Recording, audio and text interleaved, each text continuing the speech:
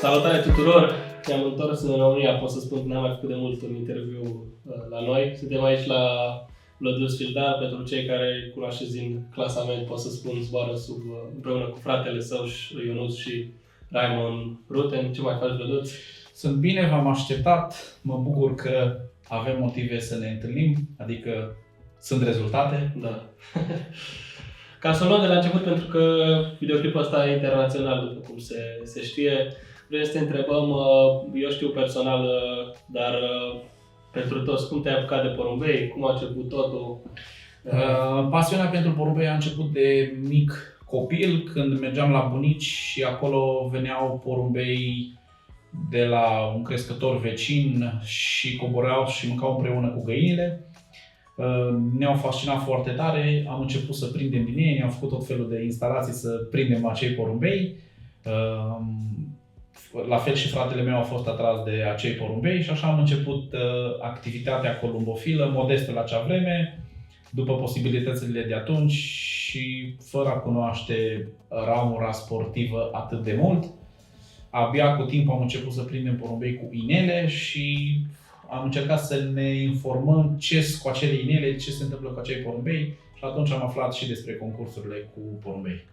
Da, și uite că lucrurile au evoluat foarte mult. Avem acum porumbei de o calitate mult mai bună, sportul a crescut, la fel concurența, suplimentația, totul e la un alt nivel. Da, datorită faptului că avem prin internet acces foarte ușor la informații, evident că am evoluat și pe partea asta columbofilă și de la stadiul de amatori la un stadiu în care să concurăm profesionist porumbei și care să ne încânte foarte mult, să ne aducă satisfacție, pentru că în primul rând ne aduce satisfacție sufletească. În momentul în care așteptăm porumbei, anul acesta am așteptat porumbei cu fratele meu la toate etapele de scurte împreună.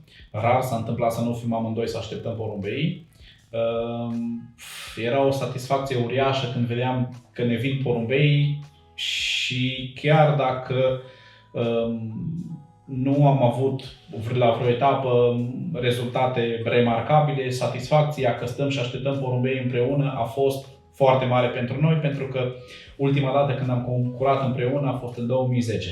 Din 2010 n-am mai concurat în tandem, el a concurat separat o perioadă de timp, eu am concurat de la mine de acasă și în 2021 am reluat tandemul, dar de fapt s-a transformat într-un tridem, pentru că și tandemul meu din Olanda s-a alăturat proiectului nostru de a concura la etapele de o zi. Spune-ne, fără un mic rezumat a anului ăsta, ce s-a întâmplat, cum ai parcurs etapele și, într-un final, și rezultatele, bineînțeles. A fost un an frumos în care ne-am putut bucura de 15 etape de viteză de mifond. Am concurat cu număr de 19 porumbei pentru această categorie. Am încheiat sezonul cu 16 dintre ei, doar 3 am pierdut în acest sezon. Din acest motiv putem spune că a fost un sezon bun. Rezultatele la fel au fost foarte bune. Am reușit să obținem 14 trofee la nivel de județ, 2 la nivel de provincie și am reușit să facem și palmares cu anumiți porumbei. Am reușit să obținem obiectivul principal.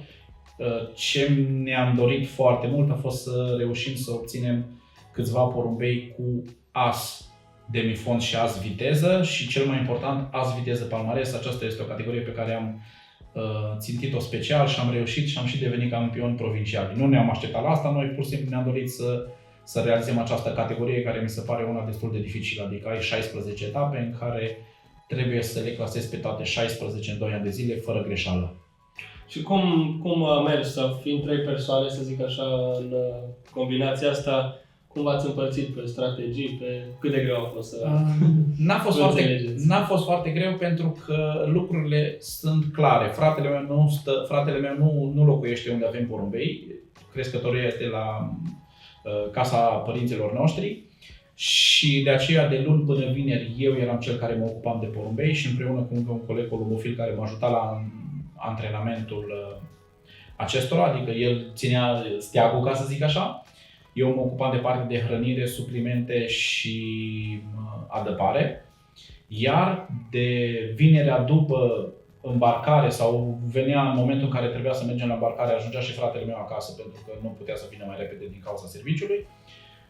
El se ducea cu porumbei la îmbarcare, se ocupa de toată partea de recuperare în ziua sosirii și de a doua zi, urmând ca de lunea eu să reintru la treaba de lunea până vinerea. Iar tandemul nostru, cu el ne-am consultat tot timpul cu sfaturi. Uite cum ar trebui să-i pregătim, ce ar trebui să facem, cum crezi că ar fi bine să-i hrănim, în special cu partea de hrănire ne-a ajutat foarte mult el și aș vrea să amintesc aici pe lemnarul Cristian și pe Stoica Eugen, doi foarte buni prieteni de-ai mei care m-au ajutat foarte mult cu sfaturi și a fost o muncă de echipă care a dat rezultate bune.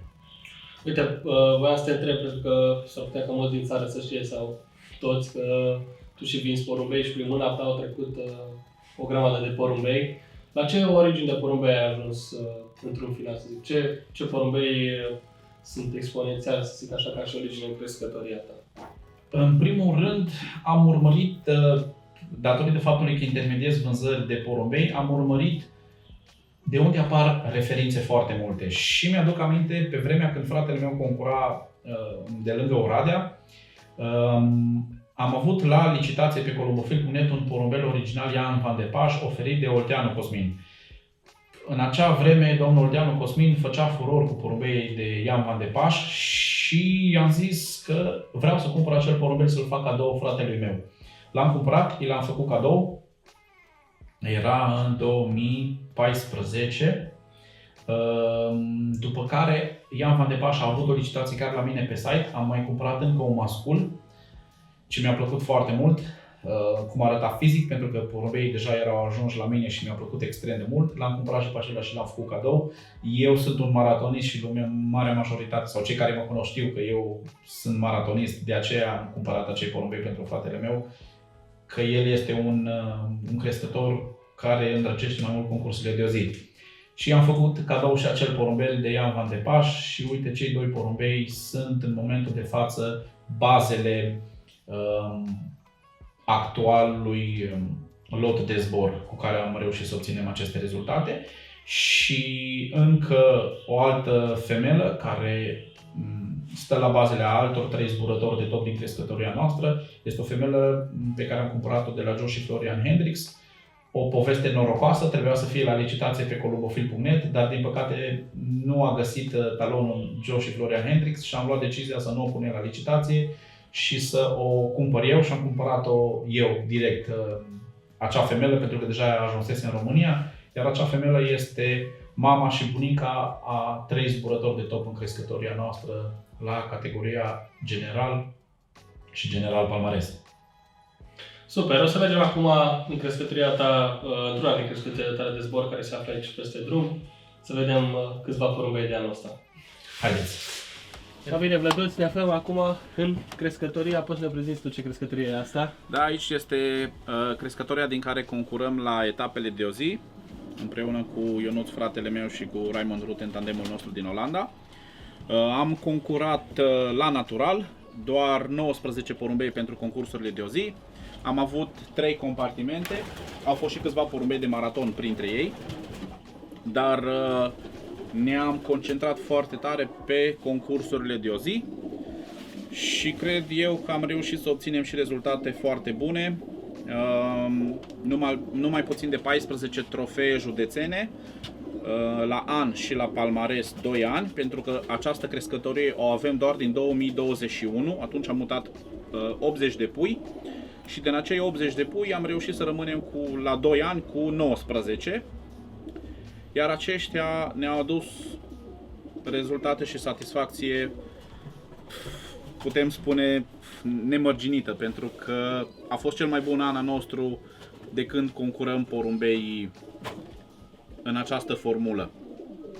Am fost la tine în urmă cu un an jumate și spuneai că spor mai mult la văduvie, nu te împăcai prea mult cu natural. Da.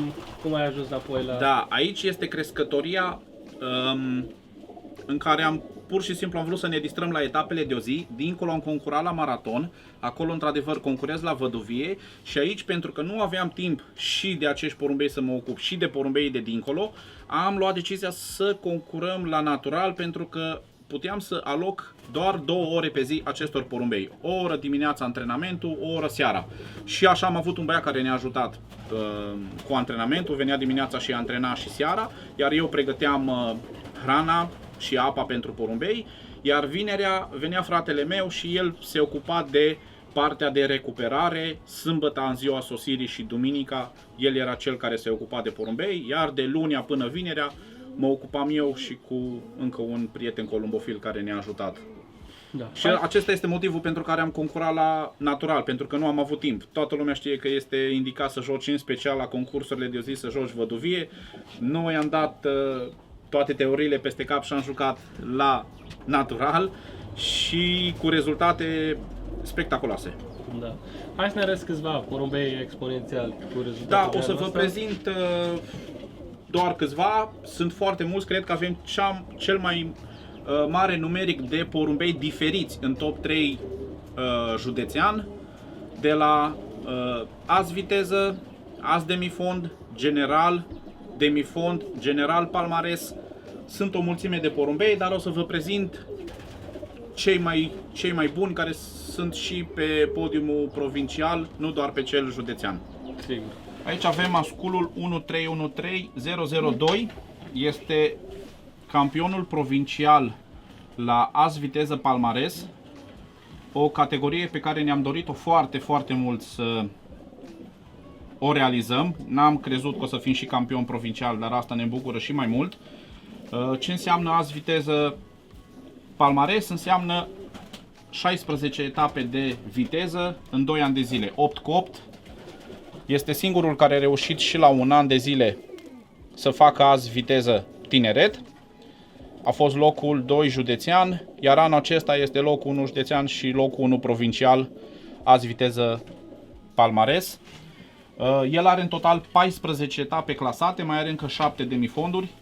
Era un candidat bun și pentru as demifond, dar din păcate la o etapă a sosit cu vreo 2 ore mai târziu decât ar fi trebuit.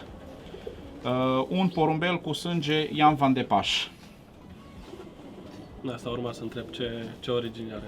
Da, tatăl este o combinație de Ian Van de Paș și mama este o femelă de la Hans Hirn din Germania.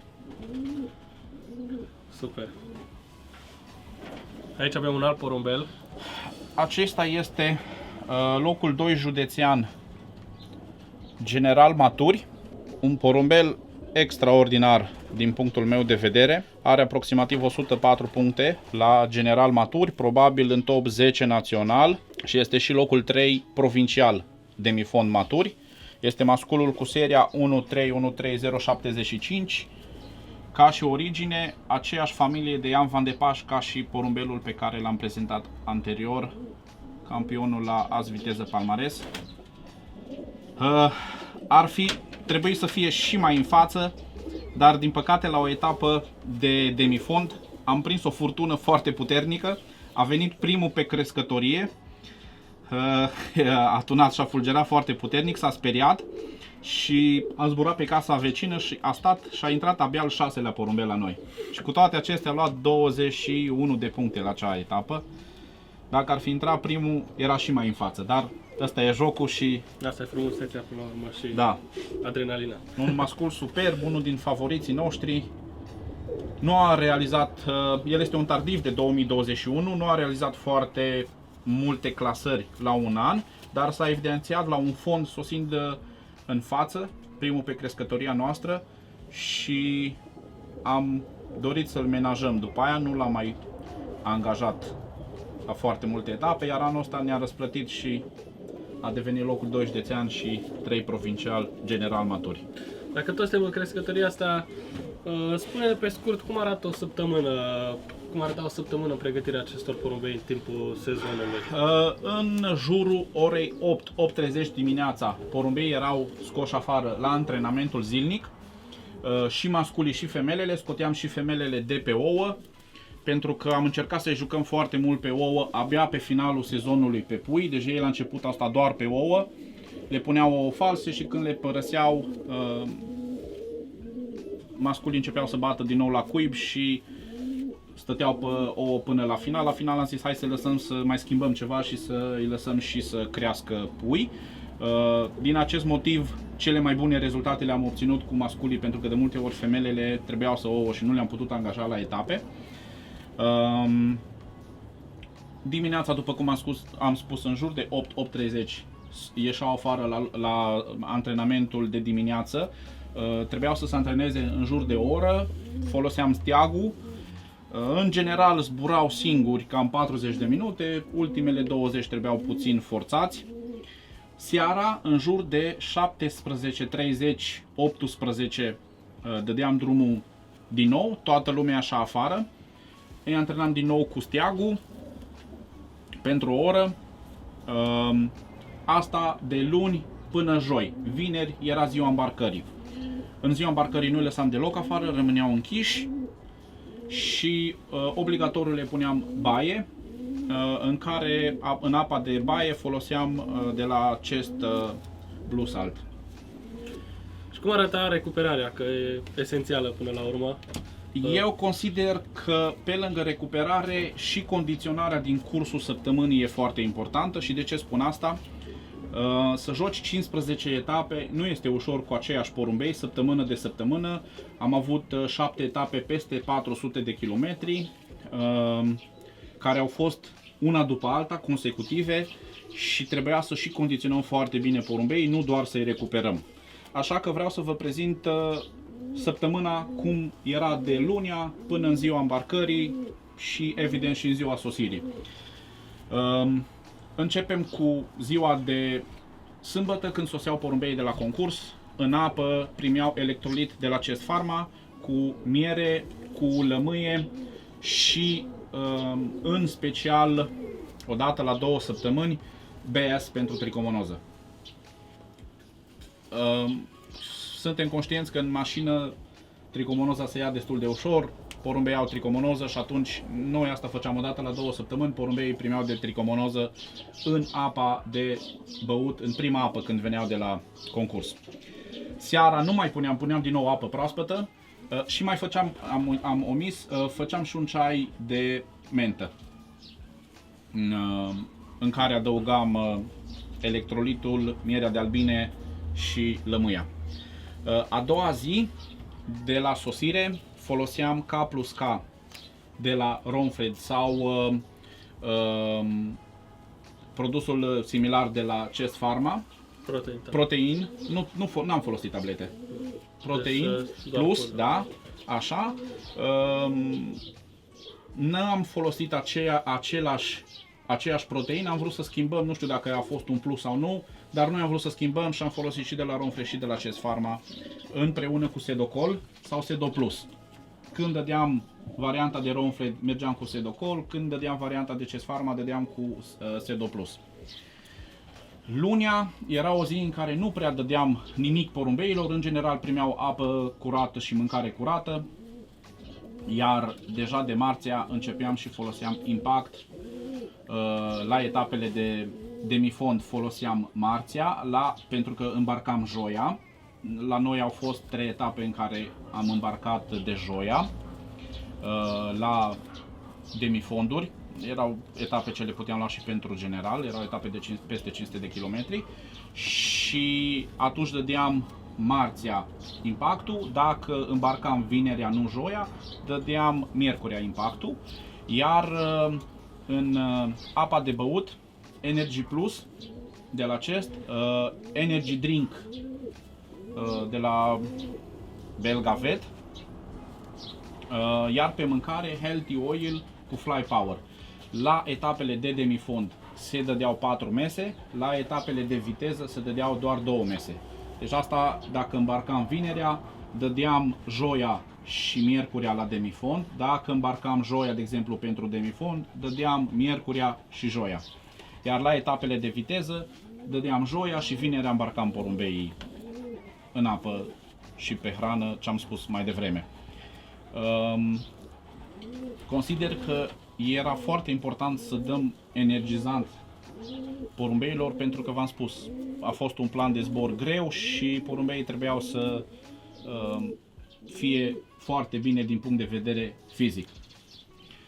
Așa, iar în ziua îmbarcării, uneori foloseam Belgasol, uneori Dextrotonic, dar în funcție de condițiile meteo. Dacă vedeam că e caniculă, foloseam Belgasol pentru că conține săruri, să rețină apă porumbeii și să nu se oprească pe traseu să coboare la apă. În rest, cam acesta a fost, acestea sunt suplimentele, iar ca și hrană am folosit hrană de la Versele Laga, Champions Plus cu Jerry Plus, la începutul săptămânii Jerry Plus, pe final Champions Plus, dar asta am adaptat-o. De exemplu, când a fost o etapă, se anunța o etapă mai dificilă, dădeam 2, poate chiar și 3 zile mâncare mai bună, adică Champions Plus. Dacă vedeam că se anunță o etapă mai ușoară, sunt șanse să fie vânt din spate sau să nu fie foarte cald, atunci dădeam doar 2 zile Champions Plus și rest foloseam Jerry Plus. Până la urmă, cel mai important e să-ți observi porumbeii tu, că mulți întreabă de un program care să-i facă campioni și le dăm atâtea exemple că nu există. Da, programul l-am adaptat în funcție de cum au fost condițiile meteo, în funcție de cum am simțit porumbeii, pentru că, de exemplu, am avut și o etapă de viteză unde au venit 250 de km, avem noi aici, au venit destul de consumați și automat am dat, în general îi așteptăm cu mâncare ușoară la sosire, Jerry Plus, dar văzând porumbeii că sunt destul de consumați, am zis hai să mai adăugăm puțin Champions Plus în mâncare și am adăugat un 30%, adică e o chestie care trebuie să ne abatem de la programul normal. Și atunci, evident, trebuie să-l adapteze crescătorul în funcție de cum simte porumbeii. Și vrei să ne prezinți un ultim porumbel, ai spus? Da, porumbelul cu seria 1313039, acesta este campionul județului Bihor la as demifond maturi.